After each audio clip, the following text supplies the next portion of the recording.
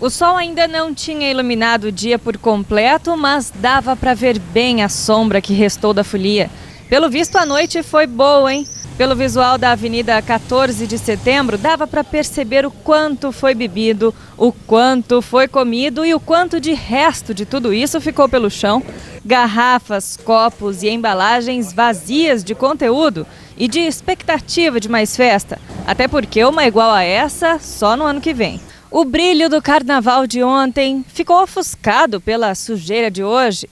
É o cenário da ressaca de quem aproveitou a festa sem se importar com o dia seguinte. Tudo bem que para muitos brasileiros o trabalho mesmo começa depois do carnaval, mas não precisava ter deixado tanto trabalho assim para depois.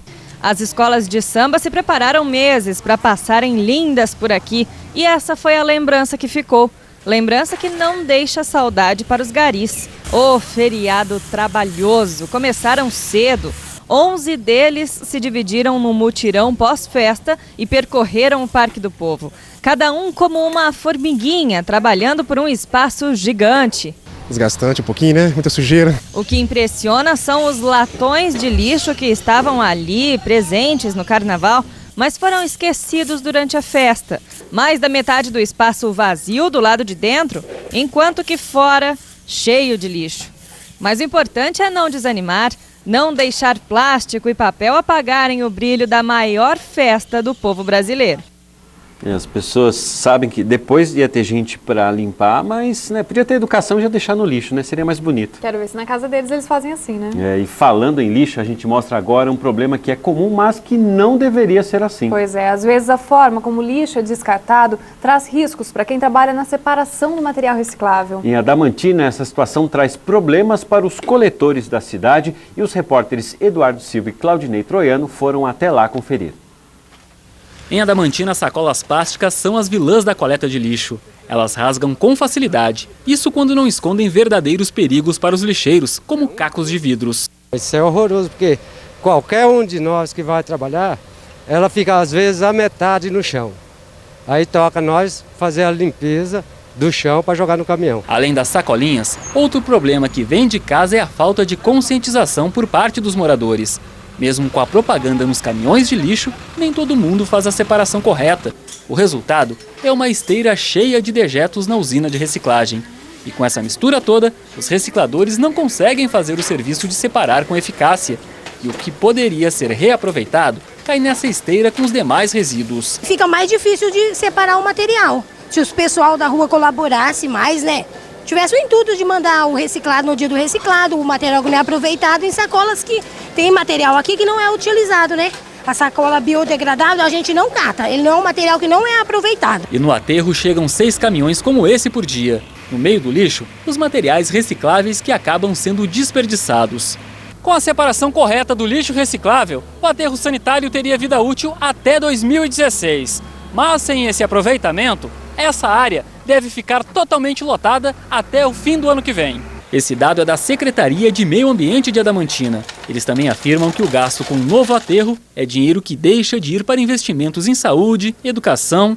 São milhões de reais que podem ser economizados com uma atitude mais ecológica e sustentável. E a mudança depende apenas de cada morador.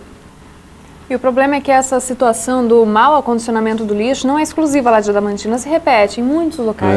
Em várias cidades da região sofrem aí com a possível causa, né? E a possível causa está na falta de educação ambiental da população, como disse agora há pouco, né, o Eduardo? Pois é, os coletores pedem então ajuda para que as pessoas separem os lixos de forma correta. Não é uma tarefa tão difícil. Não é mesmo, e a gente vai ampliar essa discussão agora, conversando ao vivo com o repórter Fabiano Andreani, que está com o ambientalista. Boa tarde, Fabiano. Então, quer dizer, as pessoas, se elas tivessem um pouco aí de consciência, de orientação, a melhor opção seria dividir, né, de forma correta esse tipo de lixo. Boa tarde, Júlio, Carla, boa tarde a todos que nos assistem. É isso mesmo, Júlio, não vale só a prefeitura, o poder público fazer, né, o papel que depende dela para orientar a população.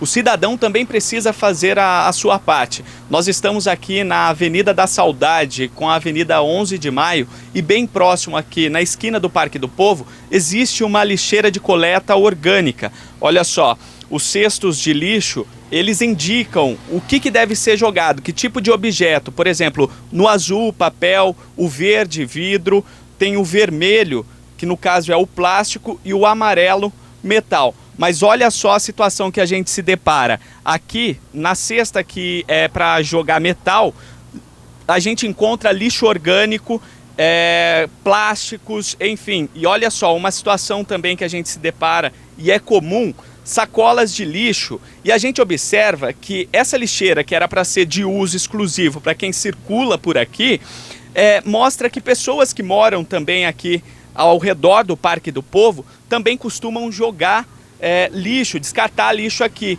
o que não é impróprio. Na verdade, essa lixeira é para coleta seletiva e cada objeto, por exemplo, plástico, papel, deveria estar no local correto, indicado aqui na lixeira.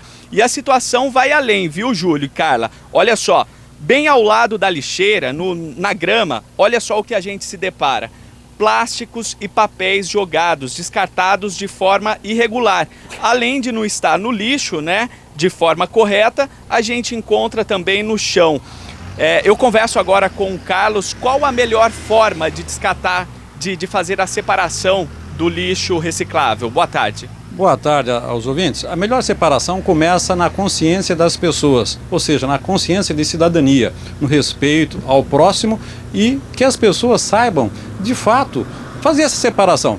E começa realmente em casa. Aqui no Parque do Povo, os usuários do Parque do Povo têm que saber identificar essas lixeiras que estão aqui colocadas nas suas cores e depositar lá somente o material de cada uma. E para quem mora em casa ou apartamento, existe uma forma correta de separar esse lixo? Da mesma forma, claro que as pessoas não precisam ter uma lixeira de cada cor, mas pode ter baldes ou sacolas plásticas ou caixas de papelão para colocar os materiais diferentes também, né? Falta mais campanha para orientar a população, já que é comum a gente ver lixo misturado orgânico com reciclável. Veja uma coisa, falta também essa falta de campanha, realmente ela está precisando ser mais enfática, tá? Por quê? Porque o poder público tem feito a divulgação dessas coletas seletivas, mas muito pouco. Há necessidade de fazer com mais frequência. E o pouco que tem sido feito, o povo também, de certa forma, está desprezando, né? Tem que ter mais consciência de ler mais, participar mais dessas campanhas que são divulgadas pelo poder público. Existe alguma forma de avisar que existem produtos cortantes no lixo? As pessoas nas suas residências, quando colocarem vidros ou outro produto cortante, como lâmpadas, devem embalar essas mercadorias também no papelão ou caixas mais resistentes e identificar. Cuidado do vidro, cuidado do cortante. Como você pôde acompanhar a nossa reportagem, é um problema exclusivo de Adamantina ou Presidente Prudente, outras cidades também acontecem essa mesma situação? Olha, essa situação acontece a nível Brasil, é uma questão de educação do povo brasileiro. Tanto Presidente Prudente, Adamantina, Junqueirópolis, Pirapozinho, tudo é questão de consciência do cidadão. Ok, o Júlio tem uma pergunta, fica à vontade, Júlio. Isso, boa tarde. Eu gostaria, é uma dúvida, acho que muita gente deve ter. Qual seria a melhor forma da gente separar esse lixo em casa? Dar uma lavada antes, principalmente para não causar cheiro também, mas também isso ajuda para quem vai recolher esse material? Sim, as pessoas nas suas residências devem procurar colocar em baldes com tampas, ou se colocarem em caixas que tenham condições de serem fechadas, para não ficar aquele cheiro, não ficar aquele uma visão errada, né? Ou seja, as pessoas têm que ter essa consciência de separar em casa numa embalagem apropriada. E depois, quando for fazer o descarte final para o caminhão de coleta ou para colocar nas calçadas, para que coletores ou cooperativa pegue, também coloquem embalagens apropriadas, fazendo essa indicação. Se tem vidro, coloca lá, cuidado do vidro, porque é uma forma consciente das pessoas colaborarem com os catadores e com os coletores públicos também.